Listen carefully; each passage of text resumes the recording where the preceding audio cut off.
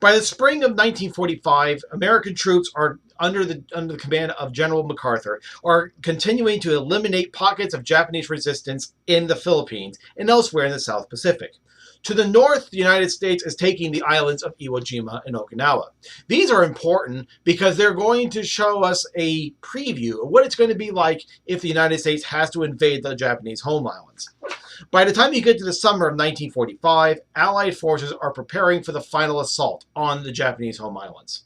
In preparation for this invasion, President Harry S. Truman asked Army Chief of Staff George C. Marshall to formulate an estimate of the casualties.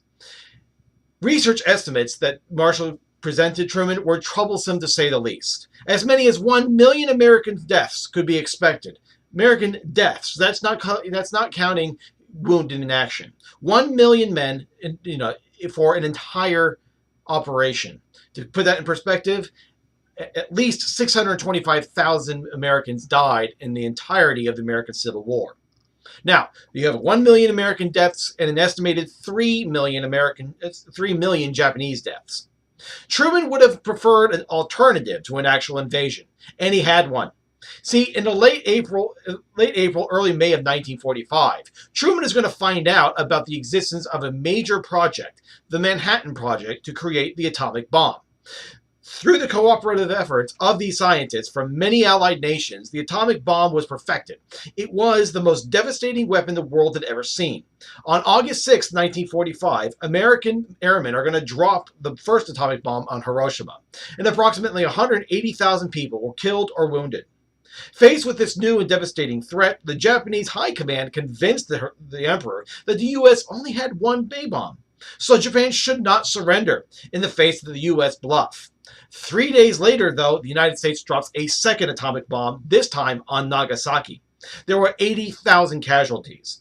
The Japanese decided to surrender before further bombs could be dropped. Ironically, the United States only had 2 atomic bombs. Now, during a conference of American, British, and Soviet leaders, which was meeting in mid-July of 1945 at a suburb of Berlin called Potsdam, the United States and Great Britain sent Japan an ultimatum demanding the unconditional surrender of Japan. At the same time, the Soviet Premier, Joseph Stalin, informed President Truman that the Soviet Union would soon enter the war against Japan. 2 days after the atomic bomb was first used, the Soviet Union is going to start marching on Japanese forces in Manchuria. Promptly, the official Tokyo radio broadcast an appeal for peace. After an exchange of notes between the United States and Japan, Truman announced on August 14th that hostilities had ceased.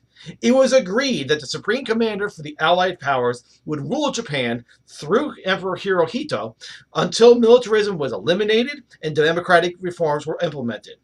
Douglas MacArthur was appointed Supreme Commander of the Allied powers.